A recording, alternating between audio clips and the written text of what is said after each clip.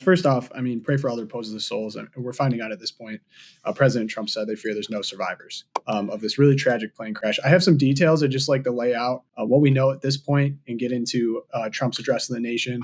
So it was a plane crash in D.C., midair collision between American Airlines regional jet, identified as Flight 5342, and a U.S. Army Blackhawk helicopter near Ronald Reagan Washington National Airport. Now, I just flew into Reagan. It was super surreal watching that happen. I've done it a few times. And really, the plane was from Wichita, Kansas. It really felt like it could have been anyone.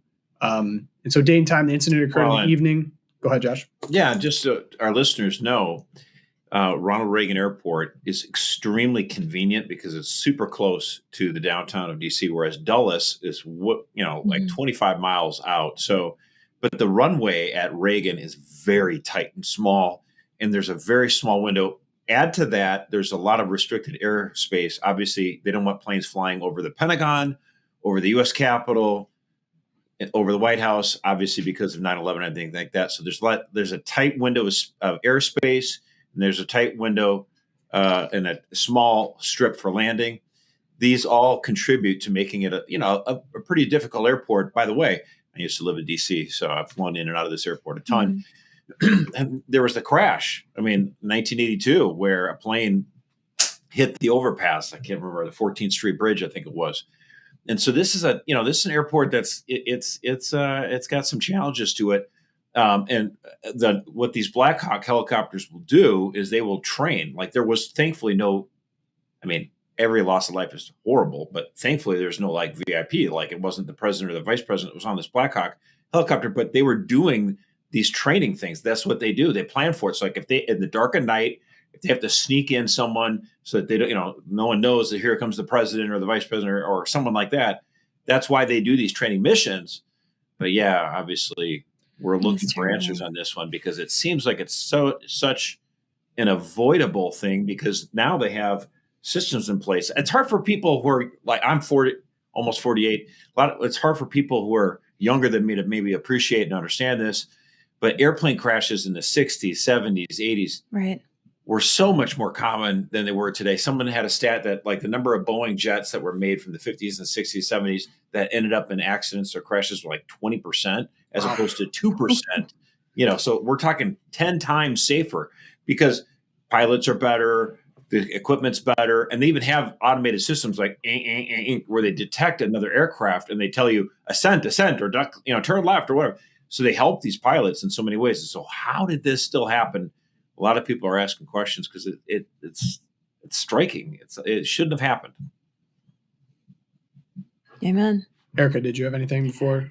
Yeah, I think it is all that more shocking because America does have probably the best track record in the world in terms of aviation safety. I think I was looking it up. The last sort of mass casualty commercial crash in the United States was way back in 2009. So these things are rare. And I think the shock, and of course, the tragic stories coming out of this, so many of the victims were figure skaters who were returning from a competition in Wichita, coming back to the East Coast. There were two sisters, two little girls. And I think of their parents right now, of course, and that you just lost your two daughters. Two Russian athletes were killed as well, world champions, actually, this pairs figure skating couple. It's so shocking and so heart-wrenching. And I think, like you said, Josh, piled on top of that, the fact that this really is so rare and shouldn't have happened. People want answers. We're always looking for how can we prevent this? I saw that they're actually returning what I will say I appreciate about all this is how transparent and upfront President Trump and Hegseth, Defense Secretary Pete Hegseth right away came out, said from the desk in the morning, we were doing this training exercise. This is why the Blackhawk was there. Mm-hmm. We need answers. We're going to do a full investigation. They're hoping they're going to have answers within 30 days. They recovered the black box. And I'd say as an American, and then I'd say at first the tone of President Trump talking about how we lost these souls and it's tragic. I will say, now what's going on is during this press conference, you love it, you hate it. I remember talking to people on the ground. Why'd you support President Trump? Why'd you support President Trump? Majority of people he speaks what he's thinking. He says what everyone thinks, but no one wants to say. And he did. So during this press conference, he did suggest that potentially DEI initiatives and hiring of people with disabilities could potentially have played a factor here. It's hard to say. There's no evidence right now that we're aware of that actually did contribute.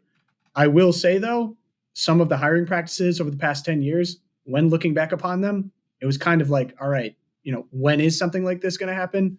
I'm talking about hiring blind people to run towers. Some really shocking and bizarre things. I know, like Obama era, there's actually an ongoing lawsuit, I think still, or there That's was right. from Nevada for discriminating against white people working in the FAA.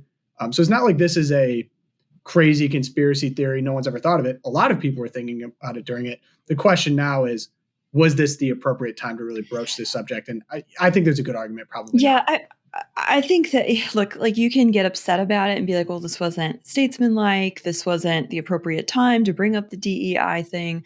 And yeah, would I have done it? I don't think so, but I'm an armchair quarterback here. And like you said, why did people Right. Yeah. Why did people vote for Trump? I mean, this is what you get with him. He says what's on his mind. And here's the other thing. All these like Democrats who are out on Twitter today being like, this was so inappropriate. He's politicizing a tragedy.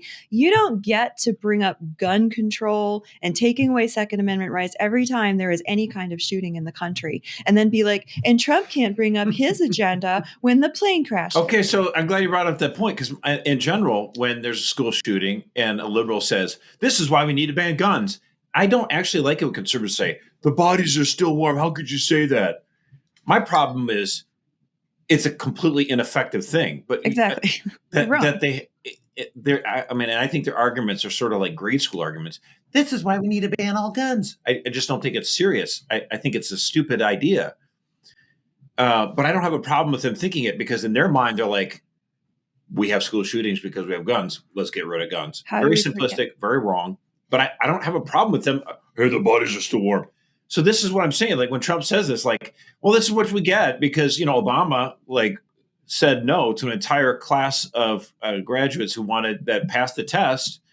And they're like, oh, we didn't like that. So they threw out the test and wouldn't let them become FAA operators because they're too white. Like, really? That's the problem? And so, and what, Elon Musk said this, last year, is like, this is going to continue until a plane crashes and someone dies. It's like, well, maybe he was right, So I don't actually have a problem. I mean, try to be classy, obviously, about it. Don't be a total jerk and dance on graves and stuff. I get that. But it's precisely this moment where people are like, how could we have prevented something like this?